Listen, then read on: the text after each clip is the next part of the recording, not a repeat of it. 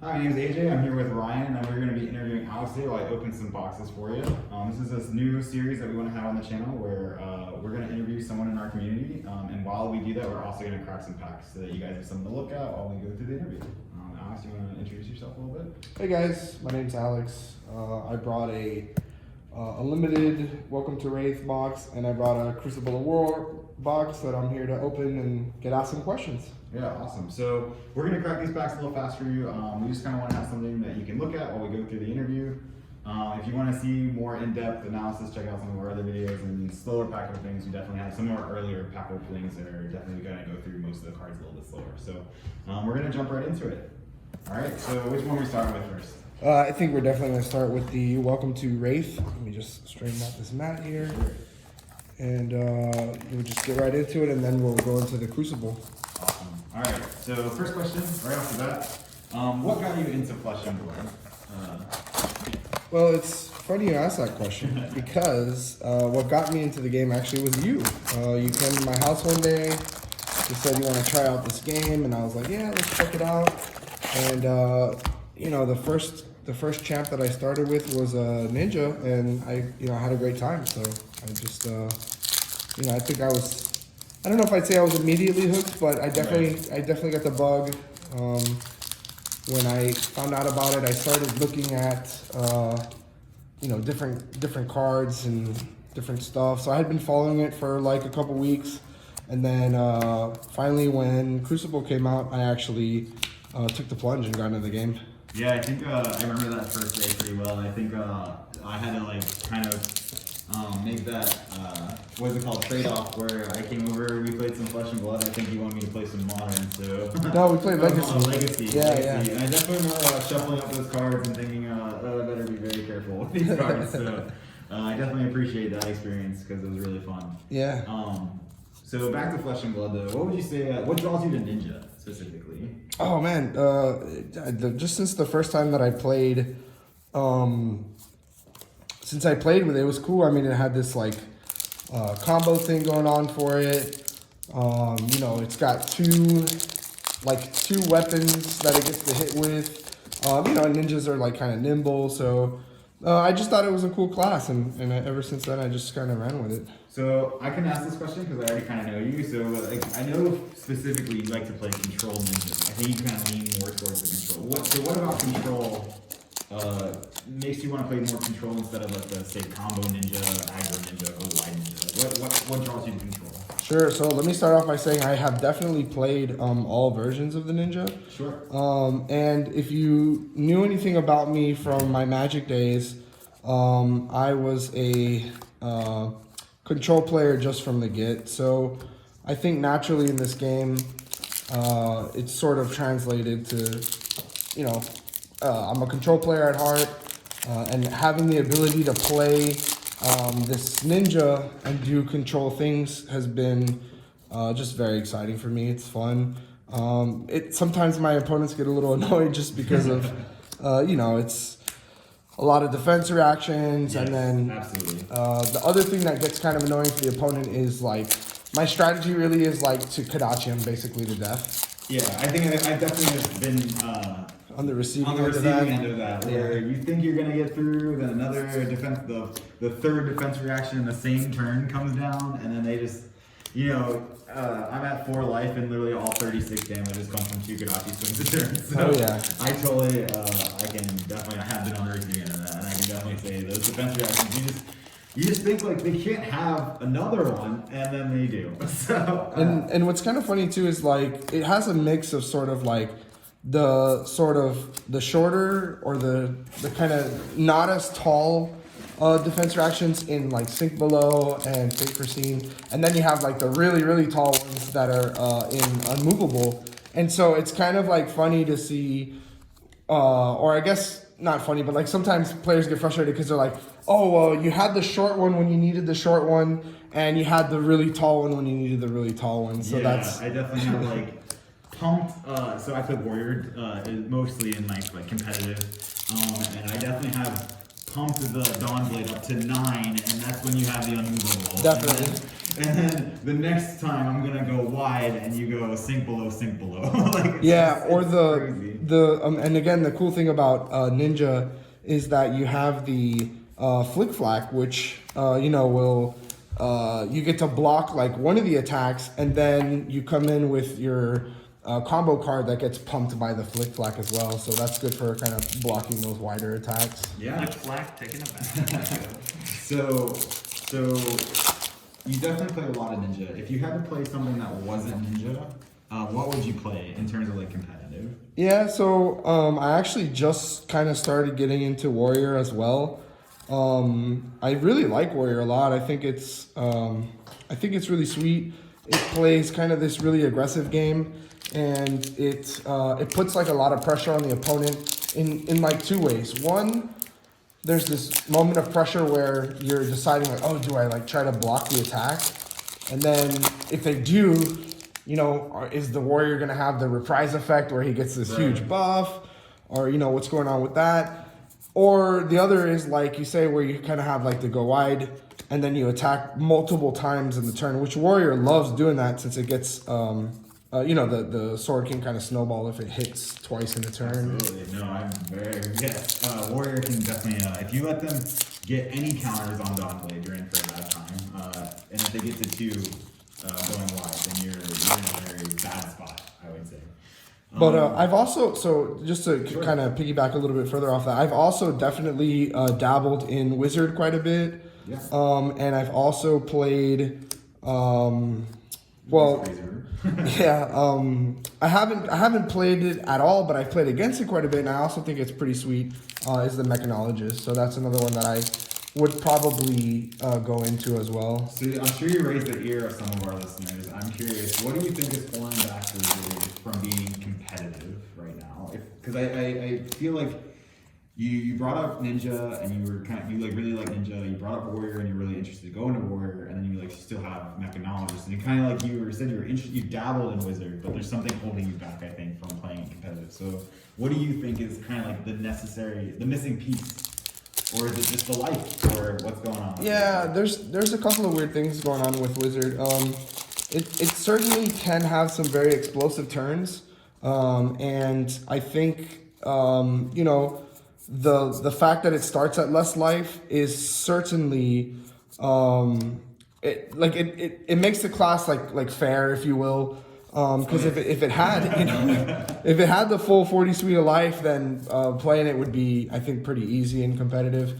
The leeway you could take with the risks of doing stuff or trying to get combos off is like too powerful. Right. Absolutely. So I'd say I don't know if I'd say necessarily holding back, but definitely one of the things that's very difficult about wrapping your head around Wizard is Kano's ability is really kind of what drives. Well, there's my first mythic.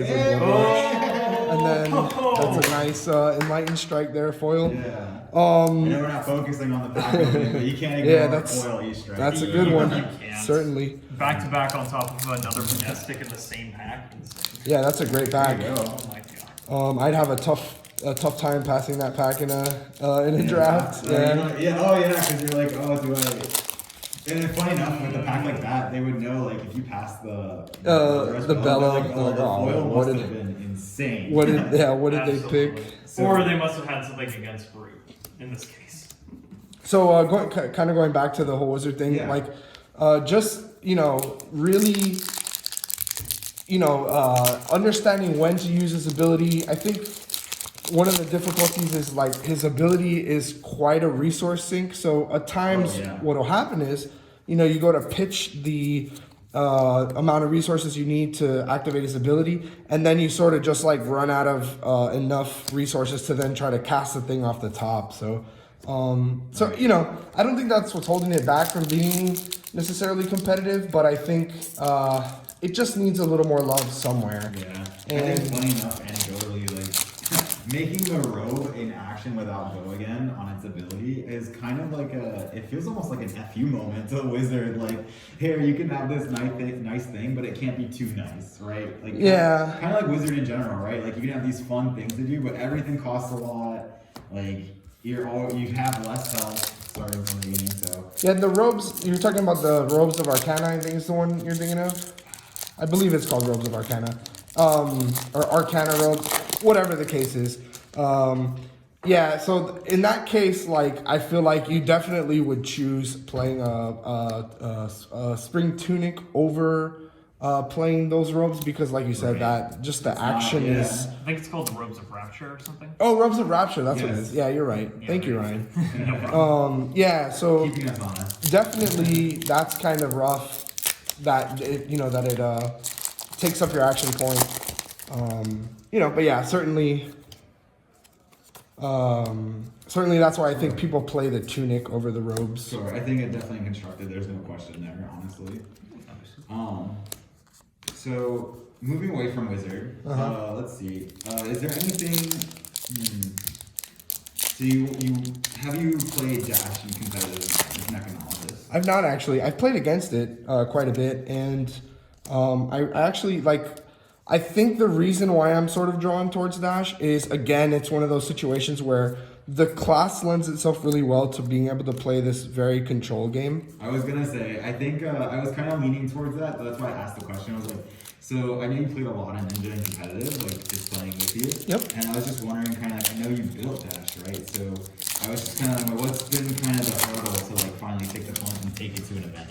Oh, well, I'll tell you specifically the reason why I haven't played Dash is because I don't currently have a Teklo Foundry heart, so. Yeah, I think, so funny enough, in our little play group, we're a small play group, but we're all very competitive. Like, we're a very friendly group, but we all have the cards, so to speak. So showing up a little less prepared, not prepared, but less equipped, so to speak, is probably not the best. Yeah, certainly. We certainly do have quite a healthy competitive metagame. And, I'm sure if I, bothered one of the guys to use the heart, they would let me use it. But I'm also just kind of like the person that, like, I want to, own the card. Here's the last pack out of this box here. For sure. I think that's a common sentiment, I think, with most people. It's always nice to have that player doing your own, like, being able to borrow cards from your Certainly. friends, but like there's just a different feeling of like this is my collection and I don't have to bother someone else. Absolutely. Hey, one extra super. Yeah. So that was a pretty good box. I mean, you did with a non-foil majestic, but I mean, I wouldn't complain if that was my box. Yeah, That's for sure. Well, the E-Strike kind of pays for itself. Well, I guess one comment that I'll make here, viewers don't know, but you guys know, this was the fourth box in a case that I got from a store. And in the in the second box that I opened, I did get a Heart of Findel. So, like I brought this, you asked me to be a guest in the show and I was happy to do it. I'm happy to grow this community. And that's why I brought these two boxes. Yeah. And so opening this box and seeing these cards, I'm like ecstatic because I already got, I felt like my case was already sort of paid for or was, already got a good case. I mean, if I bought a case from a store and I pulled a heart and if literally the only two cards were a heart and an Enlightened Strike and everything else was common and rare, I'd be like, whatever, I did all right. Yeah. So everything else was just gravy after that. So. Certainly. So let me go ahead and. My friends pulling hearts where I'm just sitting here with that one. It'll be all right, man. You'll get one. I'm gonna go ahead and just move this stuff out of the way real quick, and then we'll move right along to the Crucible of War box, which. At this point, I'm sure, depending on what your level of love for Flesh and Blood is, you've probably seen a bunch of this product, but I think it's kind of drying up right now. We haven't had the second wave print come yet, so I think this will be kind of like a nice little throwback to the old Crucible days. What's your favorite card that's been printed so far? Yeah, I mean, I think that's really easy. I think most people know me as being the guy who just really loves Razor Reflex. Yeah. Razor Reflex is... What about Razor Reflex? I mean, I know the art is sick, but it's just such a good card. So definitely, I gotta say right off the bat, like the art is probably one of my favorite parts of the card. Mm-hmm. The card itself is just really sick. I've been drawn to the heroes that have not so much resource cost when it comes to their abilities. So the pool of. Yeah, I gotta remember the order of the Crucible stuff. But yeah, so I've been drawn to the champs or the heroes that have sort of the not so expensive resource costs when it comes to their abilities or their attacks. And so Razor Reflex just kind of naturally works. I mean, it only works with attacks that are either 1 or less. And I also like, you know, I play, as you mentioned. Oh, I got a snag. That's cool. That's pretty good. There we go. So I play Ninja as my main hero, and so like not only does it work with the attacks that the resource costs are low, but it also works with swords, which Ninja uses. So it's cool because especially in the control version. Oh, sweet! I got a cold foil mandible claw here. There we Nice go. thing about opening first print of Oh, and it product comes is with we a get to go KO back to too. cold foil. Interesting. Yeah. Cold foiling is sweet. Yeah, cold foiling looks really great. And take a look at that here. It's, you know, the claw is all. I guess while we're on it, I might as well ask you, what is your favorite cold foil to look at? Not playability. I just want to know what's your favorite cold foil art-wise to see as a cold foil. Oh, that's a rough one. There's so many cold foils. Geez, I don't know. I'm just gonna throw it out to. I'd say either Dawnblade or one of the sides of the Kodachi. I think are probably. One of the sides. Yeah, I mean they're, you know, it's basically you're a ninja player. basically the same. Yeah, it's I mean, basically let's the same put it card. this way: when he was asking what your favorite card was, I was half expecting you to say Kodachi. Yeah. Oh, this is kind of something interesting I want to bring up. Sure. So when I bought this box, I bought it as part of the Rudy bundle. And what I noticed when I was opening these boxes, this is the last one that I have available. But if you can see right here, there's like this little piece of, I don't know, it's like rubber or something. But I think like what ended up happening was Oh my goodness. the machine like kind of broke down in the middle of like sorting it's, this degraded pack. onto the bar. And so sometimes I find little pieces of rubber in these packs, which is That's kind of so silly. interesting. Yeah, so to answer the question about the cold foiling, I'm kind of unimaginative right now, and I think that it'd probably be like, you It's know, late. We played a lot of Flesh and Blood today. We've opened. This is our second box opening in this video, so I don't blame you. yeah, for sure. Okay, so moving on. What else? Oh, let's move on to Monarch. So Monarch is our next big release, our next big core set. What are you hoping to get out of Monarch? That's real quick, just to spin off here. I actually needed one more foil find center, and I certainly got it. Hey, there we go. What am I looking for out of Monarch? So, What's your biggest hope for Monarch? So, okay, biggest hope I think is that we have some new, they don't necessarily have to be new classes, but definitely like new heroes, I think New heroes, would for be sure. cool. If we do get new classes, I've already, so in one of the prior videos, I got a Gregorian tome too, so that's pretty sweet. Gorgonian Tome. What I've mentioned in the play Pretty group good boxes. is, you know, like if Bard comes out, like I've kind of Bard, like yeah. called Bard. I'm like, oh, I want to play Bard. I think I that'll be So let sweet. me piggyback off of that. Yeah. Sure. What would a bard be to you in Flesh and Blood? Yeah. What would its gimmick be? Every class kind of has a gimmick. What would its gimmick be? Yeah, so like a mechanic wise or something like that. Yeah, absolutely. You know, it's tough. There's like so many, there's so many things that you could do with it. I don't know specifically what the mechanic would be, but I think like definitely the bard needs to like be able to sing, be able to perform, be able to like Well, play an instrument probably. now that you mentioned that, kind of gives me an idea. I feel like it would have to rely on whatever weapon he chooses. Like maybe it'll start off with one, but maybe it'll be more down the line. I feel like he'd place, or at least his reliance on his weapon would be similar to Ranger, in which it has to be played, or how Ranger helps to Arsenal cards. Or Arsenal of bows that have to be played from Arsenal to even use. For sure. So Yeah, I feel there's- like the Bard would do something similar to that. There's more of this. I don't know if you can see it. Here's more of this stuff that's just kind of coming off. Yeah. That's so interesting. Yeah, I think that's a good idea, Ryan. I think like maybe his gimmick could be like each of the cards that the bard has. You know, maybe on the card it would have like 3 or 4 different modes, and then depending if you picked up like a lute or you picked up a flute, like a flute would do something, a lute might do something else. You know, that'd be cool. I mean, Yeah, absolutely. Certainly. That's some kind of buff too. I don't The know. flute gives all your attacks dominate. yeah, you know, something like that. Oh wow, Bard this I've is. ever seen. The most intimidating flute in the world. Oh, no. The flute intimidates. There you go. Yeah, this is pretty cool. I mean, we've already done. Well, I guess The foil Majestic is not supposed to count, and you're supposed to get like six per box, I think is what it is. Because there are no more supers. So Right. The supers kind of get absorbed into the Majestic slot. Right. Rest in peace, supers. It came and went. Oh, sweet. This is not a super rare card, but a foil Whirling Mist Blossom. I mean, I'm a Ninja player, so I love that art. certainly think that's a great card. I really hope at one point Smash. we get an adult Ivra. Yeah, Beautiful. yeah, I certainly think adult. It's kind of interesting, right? Because Ira's ability is just so like straightforward. It's So basic. Yeah, it's very like, the second attack you do just gets +1. And a lot of people think like, oh, maybe that's kind of innocuous, but actually there's like a lot of really cool things that you can do with that. I mean, just the needle, right? I mean, you make Yeah. the needle 3, and Yeah. so unless they're blocking it with a defense reaction, that needle stays. Correct. Yeah. Yeah, it's basically until they buff the command and conquer. Something like that. Yeah.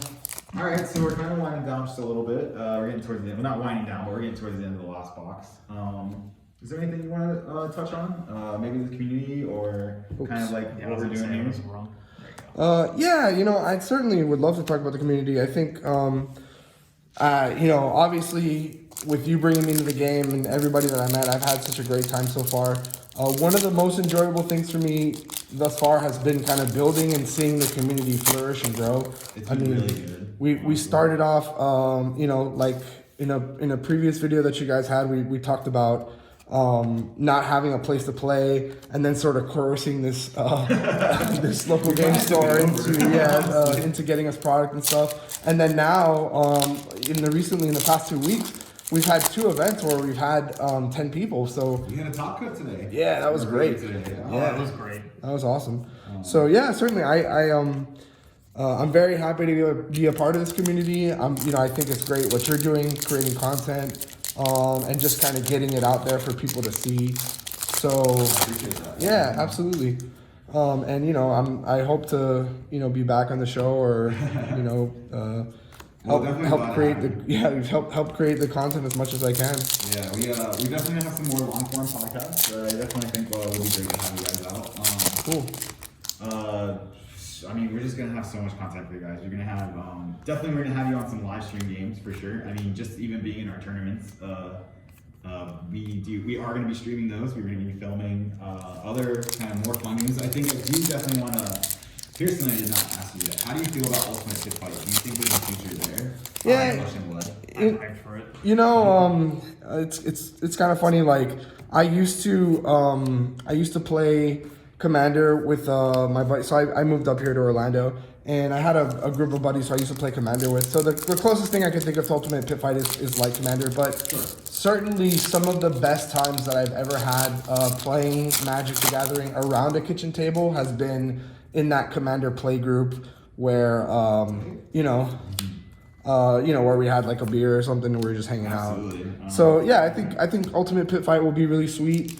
I'm definitely excited to see what people bring to the table. And for me, the Commander thing was always kind of like, opponent plays some wacky card and you have to like, get down and like read like, what does this thing do? Yeah, exactly. especially when we So have a much bigger card pool. Yeah. Kind of like a year or 2 down the line, we have like 5 or 6 core sets, probably 3 or 4 supplemental sets, and there's just cards that you were like, wait, what does that do? yeah, or you like maybe one time you were like drafting and you're like, oh man, I have to take this card in my draft pool because there's nothing else, and then somebody finds just a way to make it busted in Ultimate Pit Fight. So I'm certainly looking forward to that. That'll be cool. Yeah, I think it would be really fun to have some Ultimate Pit Fight on the channel though. It's not really a lot of content I've seen. Yeah, I mean, I'm gonna be hyped to play Runeblade and then just get double teamed by the 2 people next to me who just don't like Runeblade. Yeah. I can already see it happening. Oh, that's cool. I got another foil Majestic here. Hey, there These you go. ages. That's a good one too. Yeah. We talked about it. Yeah, certainly. This It definitely actually, helped. this card in Wizard is pretty nutty because you can, you can put this on the stack, and then before it resolves, you can use Kano's ability to cast another spell, Right. and then this will resolve. You get to opt to, and then it'll go back in your hand, and then do some more like pretty nutty. They definitely worded that in a way that is very insane. Yeah. For the Wizard player. Certainly. Because it checks as it's resolving, Yeah. not when it's played, so it's just so insane. Definitely helped Wizard a lot. I think it was definitely a card they needed. Yeah. Oh, cool. I got actually 2 cold foils. 2 cold foils in one box. I've never seen that before. That's pretty sweet. Awesome. I love opening first edition product. Those cold foils are just so. Yeah, they look great. I mean, It's gonna feel so nice to open up Monarch when it finally comes out, because like Crucible is nice. Like we had some fun with Crucible, but like a new main set back with some cold foil legendaries and stuff, that's gonna be. Yeah. I can't imagine what the cold or like what the legendary generic's gonna be in that set.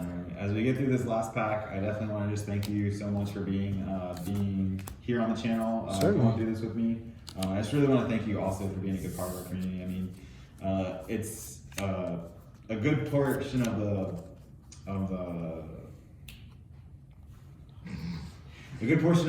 like, I don't want to say blame, but like yeah, no, I get what you're saying. I'm certainly responsible for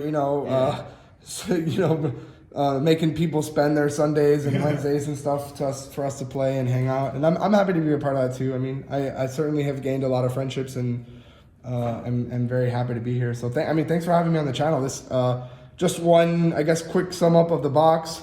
I think we did great. I mean, 1, 2, 3, 4, 5, 6. So we got 7 Majestics and then 2 foil Majestics and two cold foils. I mean, I think that this was a pretty sweet box. You got the Fine Center on the Fine Center. Yeah, exactly. That's just flavor win right there, right? So again, thank you so much, and we hope to have you back soon. Cool. Thanks. Awesome.